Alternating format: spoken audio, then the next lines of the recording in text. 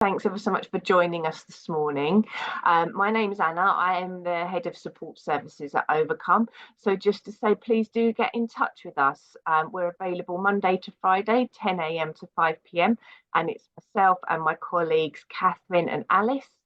So if you get in touch with us via the support line, instant chat through the website.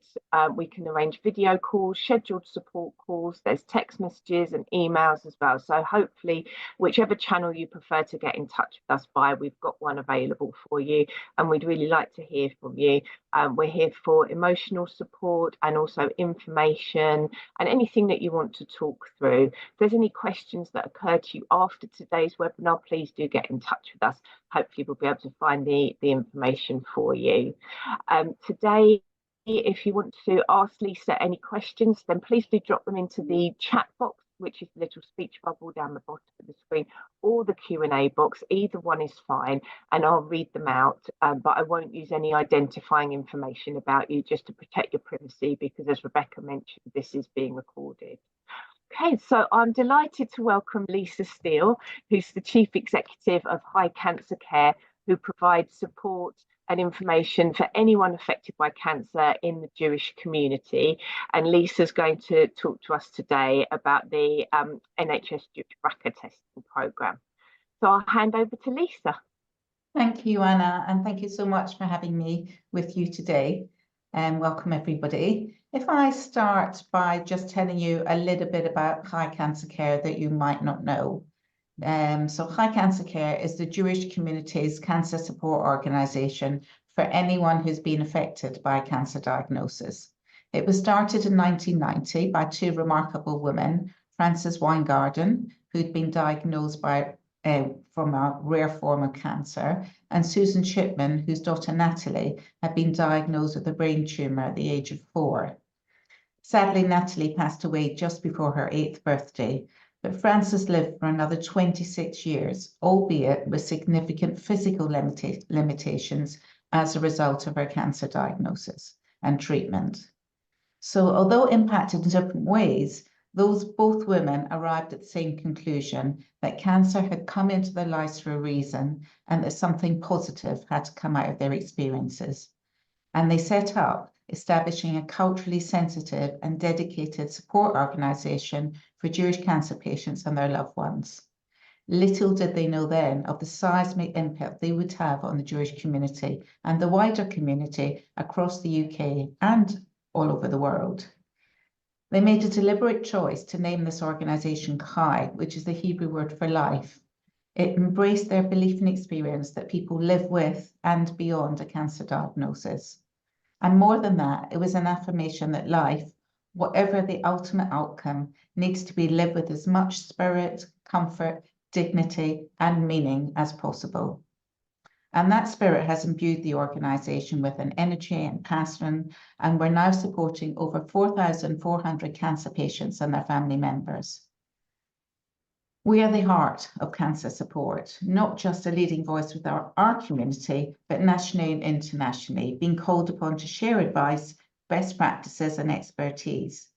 And it's reflected in our collaboration with highly established, hugely regarded bodies such as Marie Curie and the Royal Free Hospital Trust. We've got a 3-way collaboration where we've got a medical clinic that comes into Chai to deal with unmanageable symptoms of treatments and surgery. They have an hour to spend with the palliative care consultant, which is unbelievable. We recognise that cancer just doesn't affect the person who has cancer, but also all the family members, and this is a ripple effect. So it's not unusual for us to be supporting 3 or 4 members in one family. We operate from 11 centres across the UK, with our flagship centre in Hendon, supporting our clients nationally and internationally. And each client has its own specific needs and circumstances. And people come to us at any stage on their cancer journey. For some, it's when they first receive the diagnosis, and for others, when they're going through treatment.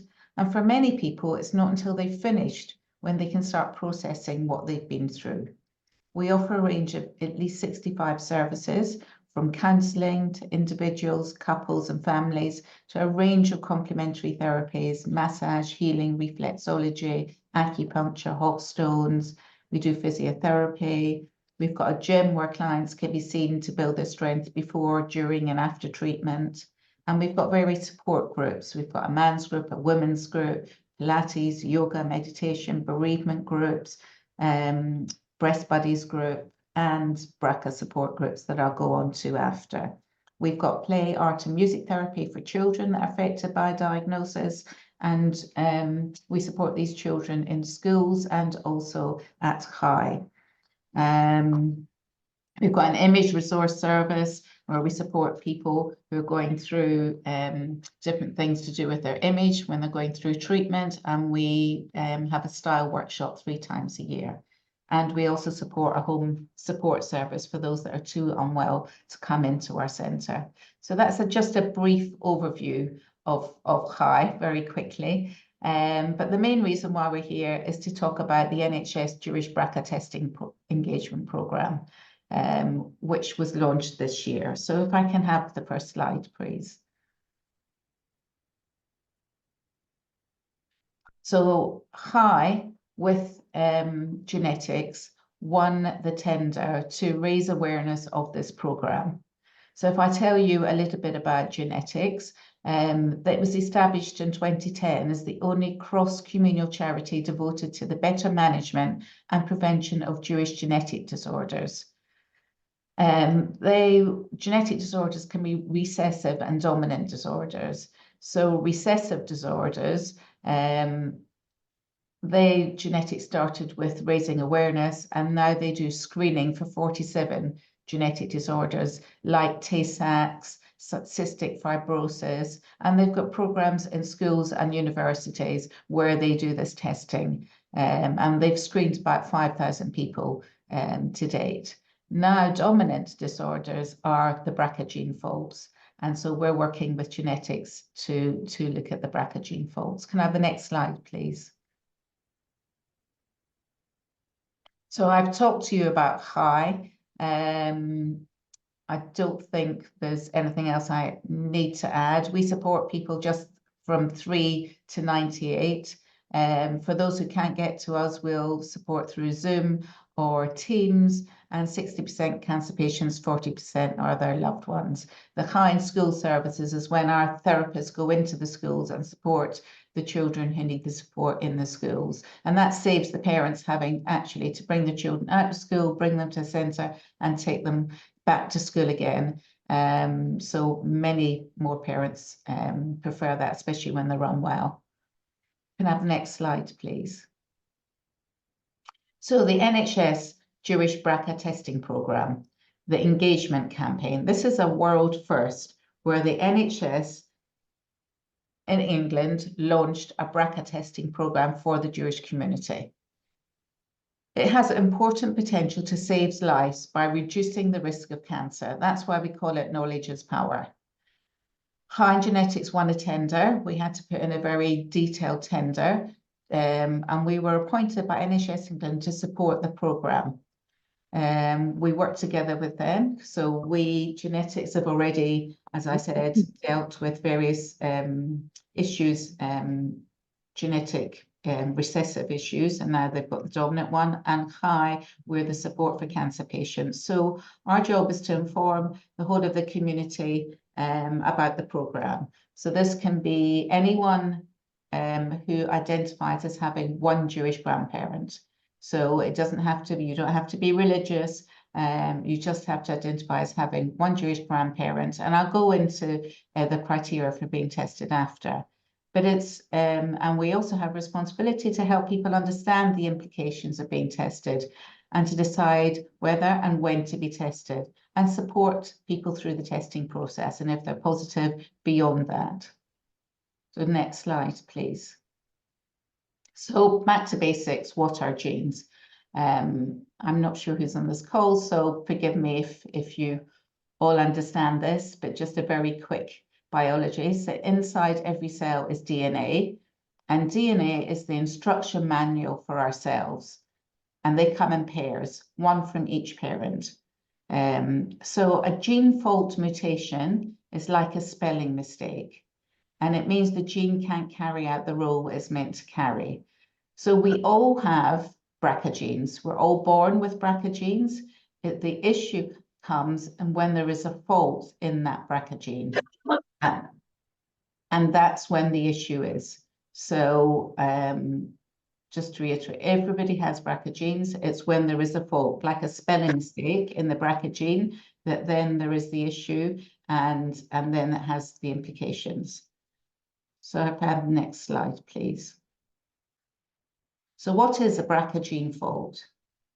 We all have BRCA1 and BRCA2 genes, and they are tumor suppressor genes. So they are used in the body to prevent cancer. That's what these genes do. But if the individual has a fault, they're more likely to develop cancer. And the fault in one copy is enough to increase the risk. So if a parent, either a mother or a father, has a BRCA gene fault, there is a 50% chance that the child will inherit it. So lots of people understand that it's just the mother that passes through this gene fault, but it's not. It can come from either the mother or the father. There's a 50% chance of the child inheriting it. So BRCA gene faults are more common among individuals of Jewish origin compared to the general population, which is why the NHS set up this programme. Next slide, please. So how common are BRCA gene faults? So in the general population, 1 in 250. In the Ashkenazi Jewish population, which is the European Jewish population, 1 in 40, which is a massive jump. And in the Sephardi Jewish population, which is the Jewish population that came from Spain and around there, is 1 in 140. So it's still greater, but not as great as in the Ashkenazi Jewish population, which a lot of people in Britain are.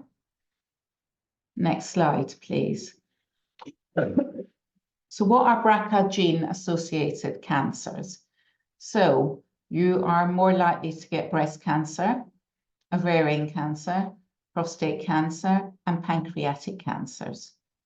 So up to 4 in 10 ovarian cancers and 1 in 10 breast cancers in the Jewish community are caused by a mutated BRCA gene.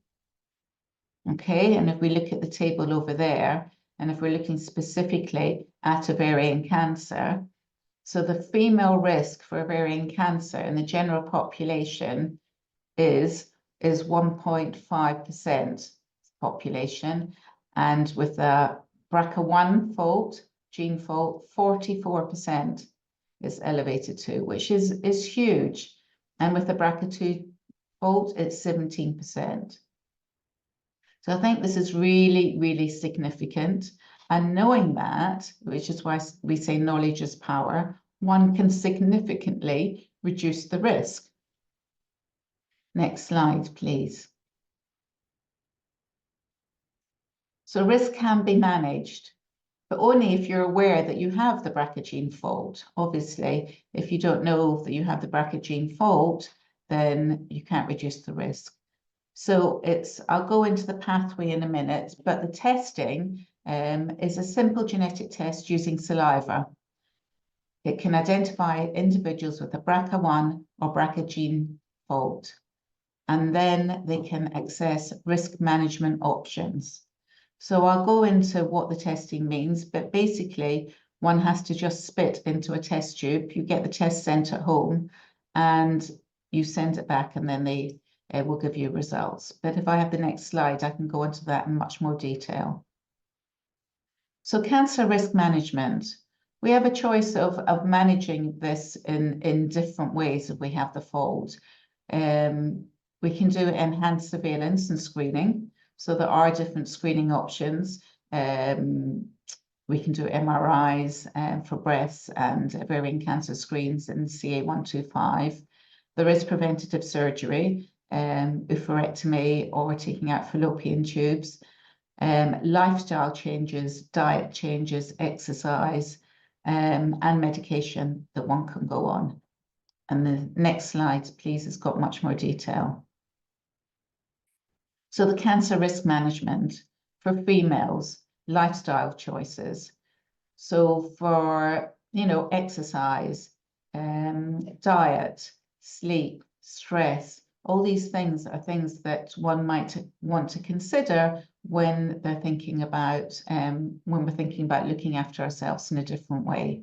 Breast awareness, having more scanning, more MRIs or ultrasounds, enhanced breast screening. If you're positive, you would be put in the pathway to have enhanced breast screening. Meditation, if you have the BRCA2 gene, there are certain medications that can be used for preventative measures, or a double mastectomy. For ovarian cancer, if you're past menopause and past having children, one can remove the ovaries and fallopian tubes. They now say that ovarian cancer, and I'm sure you know this, starts in the fallopian tubes. So they might remove the fallopian tubes and not the ovaries, just depending on where you are on your pathway and what age you are. And there are various pancreatic screening trials as well. And for males, it's again lifestyle choices, breast awareness, prostate cancer, annual PSA testing from the age of 40 can be done by the GP. And there's also more trials for prostate cancer and MRI screening. So this is really important for people that haven't had children when they're young and they get diagnosed with having a BRCA mutation. To avoid passing on the gene onto their children, they might decide to have IVF and PGD, which is a form of IVF where they pick out the embryos that don't have the BRCA gene inside, and they would implant those embryos back in. So there's no chance of the BRCA gene, mutated gene, being passing down to their children. I mean, it's quite radical, but it is an amazing way to stop the BRCA gene ever going any further in one's family. But the choice is very personal, and everybody has a different journey. And I think we all need to think about that. It has to be right for that person. And we find that it could be a family and one person has the BRCA gene and someone else doesn't want to be tested and feels that the time's not right for them. So we really it needs to be right for that person, and it can just be, the timing can be just off for one person. But everybody must do when it's right for them. The next slide, please. So prior to this BRCA testing protocol, you were only able to be tested for the BRCA gene on the NHS if you had a really strong family history of related cancers. So it wasn't enough just that one parent had cancer and then you could be tested for the BRCA gene. That wasn't enough. So it needed to be a really strong family history, and having Jewish origin wasn't itself enough to be eligible to be tested. So 60% of individuals with the BRCA gene fault have got weren't eligible before, and 90% of BRCA gene faults remained unidentified. So that's really important. Lots of people who were walking around who had the mutated gene fault it wasn't being picked up. So now people have the choice about whether to have this test and whether it could be picked up or not. So this is all changed. So next slide, please. So now with this launch, the soft launch was in February 2023. Excuse my ring, it will just go off. It was launched in 2023. We sent out 200 emails from our database asking if people wanted to be tested. Our remit was we had to have 600 people for the soft launch, and we had thousands of people, word of mouth, then wanting to be tested. And so the soft launch it was meant to pick up lots of hitches on the way. It took a year before the NHS were then in a position ready to do the hard launch, which we've just had in January 2024, which was incredible. To be eligible to be tested, one needs to have at least one Jewish grandparent, any type of Jewish ancestry. So religious, affiliated, non-affiliated, any type of Jewish ancestry is fine. You don't need to prove a family history of BRCA cancers. You need to be age 18 plus and living in England because it's an NHS England programme. It's a self-referral. One doesn't need to discuss with their GP or any other family member. It's a self-referral. And next slide, please. I'll go into the referral process. Okay, so this is the testing pathway. So the first step is for somebody to register on jewishbrca.org. Okay, this is our website, our combined website for HI and genetics. And on that, there is a button to register your interest to be tested. Now, since the hard launch, we've had nearly 20,000 people registering their interest to be tested, which is just unbelievable. We really worked hard after the hard launch, and we did a lot of awareness raising and social engagement, social media engagement, and we've really had a lot of people wanting to be tested. So what the NHS are doing now is, rather than just sending out those 19,000 people the tests where they know that they wouldn't be able to be tested for quite a long time, they're prioritised for women over 40 because that's where they think the priority is. And they will be sending out the tests for those people. And then in time, they will be sending out the tests for everyone else. The tests will take between 16 and 20 weeks to come back. So it's quite a difficult time that when you're waiting for the results of a test. That's why they held off sending the tests. They wanted to make the time as little as possible of coming back and waiting for the results. So the patient expresses interest on Jewish BRCA, or they can phone up and ask for a pack. You receive a postal pack to your home address. In that postal pack, there's a lot of information about the implications of being tested, which I will go on to, and what it means to be tested. They have a test tube where one does a spit test, and very clear instructions of what to do and where to send it back. So you send it back, and in time, you will receive the results letter. And within that, you have a whole lot of information about whether it depends whether you're positive or negative. If one is negative, it's important that it states that this shows that you are not BRCA1 or BRCA2. You're not positive to have a gene mutation, but it doesn't mean to say that you won't get cancer. And I think that's the important thing. It means you won't have a BRCA-related cancer, but you could still get other cancers. And it's, we can't prevent that. If one is positive, and we have had lots of people being positive, we've had 105 so far being positive, they would be put on an appointment for the helpline, and then you would be referred to the regional genetics team for downstream care management. And they would then be taking that forward and discussing all the implications. One can contact HI and genetics at any stage. We've had lots of people contacting us at HI. We run BRCA groups for people who have had a positive diagnosis. So we've got a BRCA group, and we've got a BRCA group with cancer. So those are our clients with cancer as well, and BRCA. Then we have a group for them as well. And these are really, really important groups for people to be able to discuss together what it means for them to have this gene. Now, the next slide, please. So should I be tested?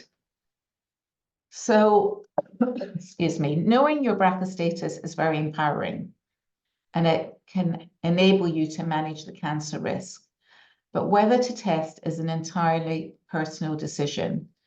So considerations include personal family circumstances, It could be that the time might not be right for you to be tested. You might be having children. You feel you've got a lot going on in your life. It's not the right time.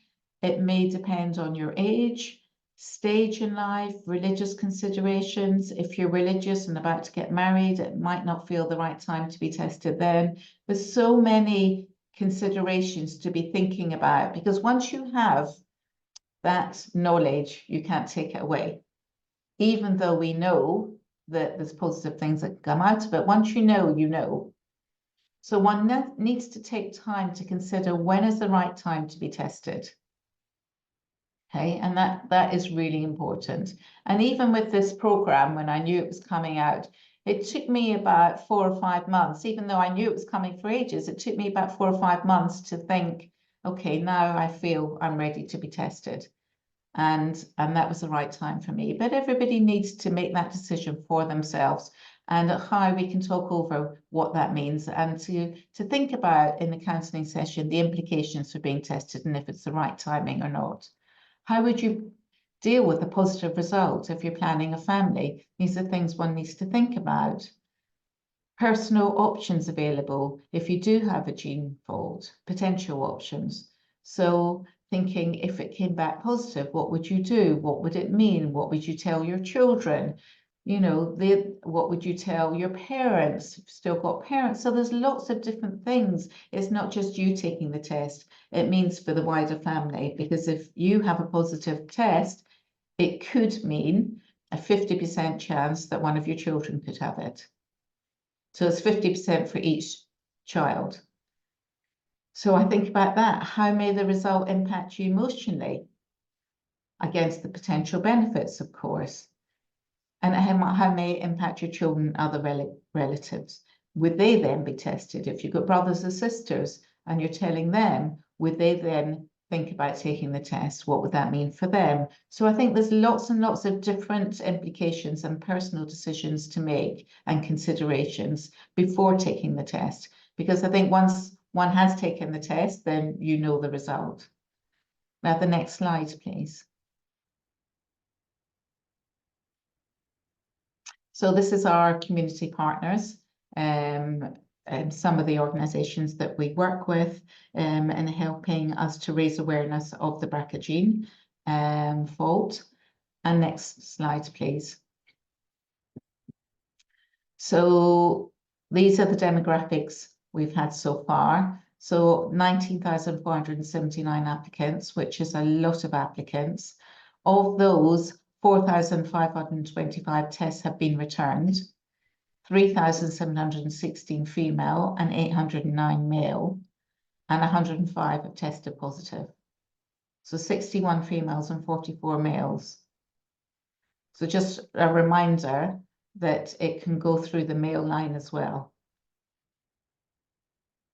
So it doesn't mean just daughters have to be tested, that sons also, and what that can mean for their children if they have, you know, children. I think it's really important to remember that. Next slide, please. So some more information. JewishBRCA.org has got a lot of information on there. Also the NHS dedicated BRCA programme helpline. There are genetic counsellors there who can help any questions. A genetics website, there's a HI website, we offer this emotional support, and there is a booklet that is sent with the testing kit and talks about all the implications for testing. And just to say that we haven't gone into schools or universities to test for this yet, because 18 is very young to be tested, although people can be tested at 18. But from 18 to 25, there isn't really any screening or surveillance.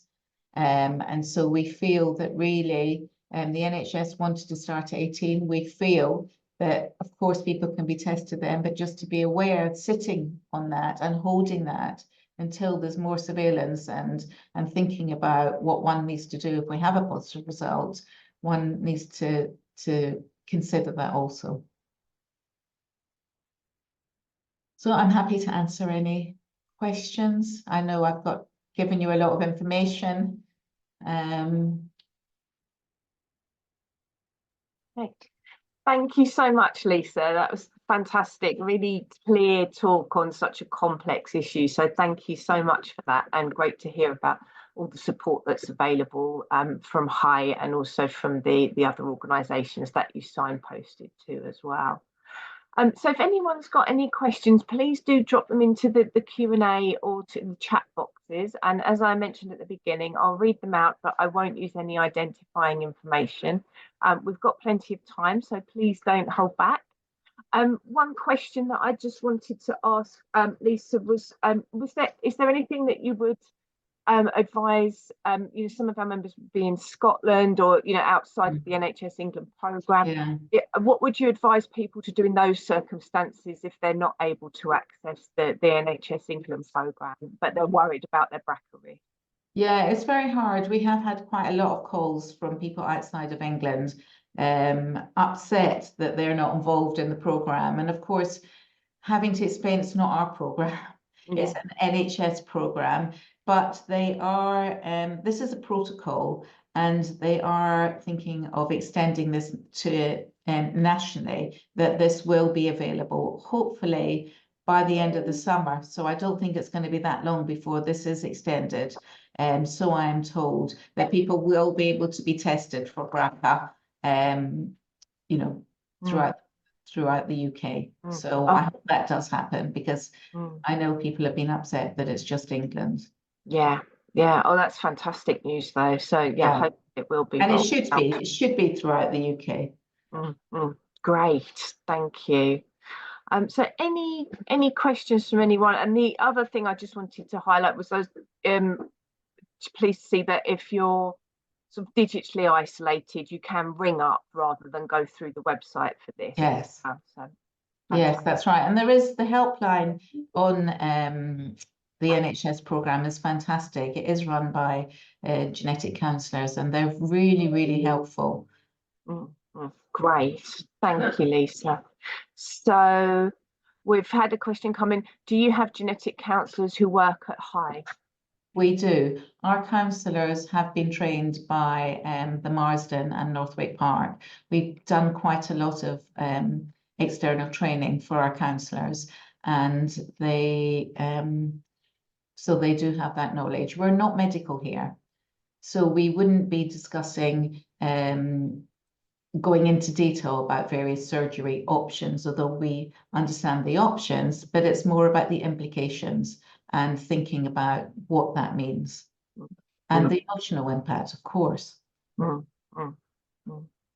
And would there be a set number of, so if somebody was taking some time to sort of think about whether they wanted testing and they had genetic counselling, we're sort of still thinking about it and mulling over, is there a limit to how they can access the genetic counsellors, either for number of sessions or over a length of time? No, we don't limit, actually, and we don't charge. So as long as there is a need, then we will be seeing that person. So everybody, we like to think we treat everybody as an individual. So however long that person needs to be, just be thinking about it. And as we've said, there's so many different considerations to think about.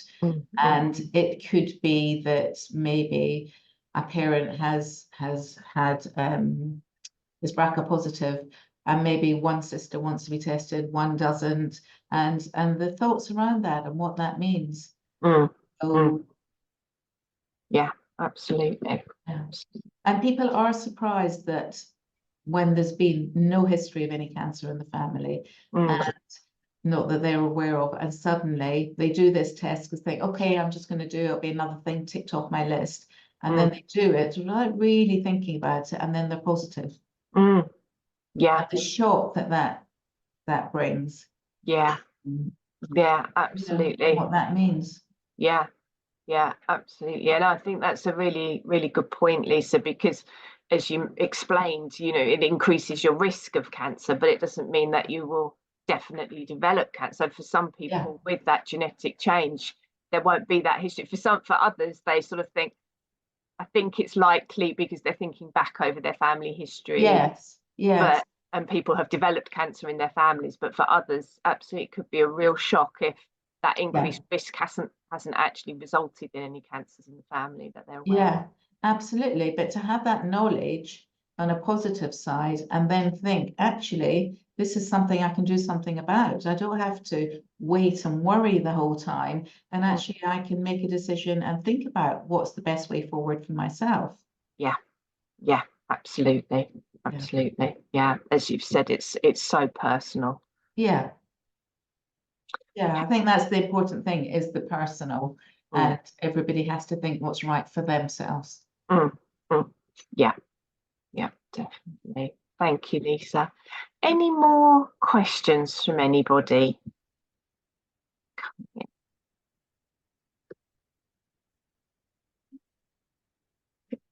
Lisa, was there anything?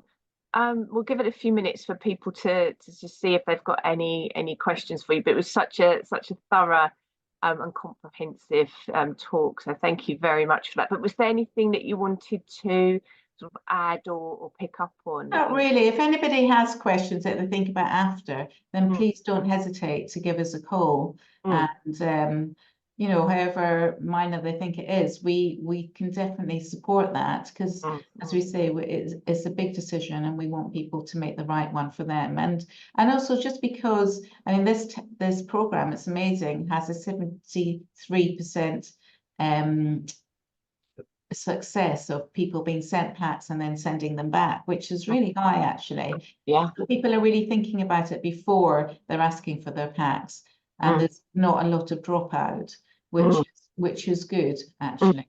Yeah. But I think that it is an amazing program, and we're very lucky to be part of it. Yeah, absolutely. No, it's incredible. The uptake is phenomenal. So yes, it really is. It really is. But also, you know, don't hesitate to contact High Direct if there is anything that you want to ask, and we're always here to help. Thank you, Lisa. We've just had a question come in. What is the testing time if you're under 40 or a male?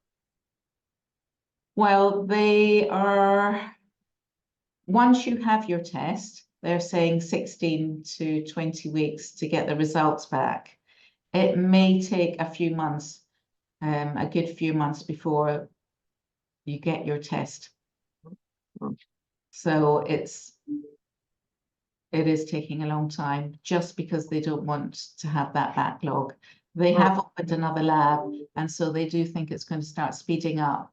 And so I would say, if you do want to be tested, register as soon as possible, because then you'll be on the system ready to get a test.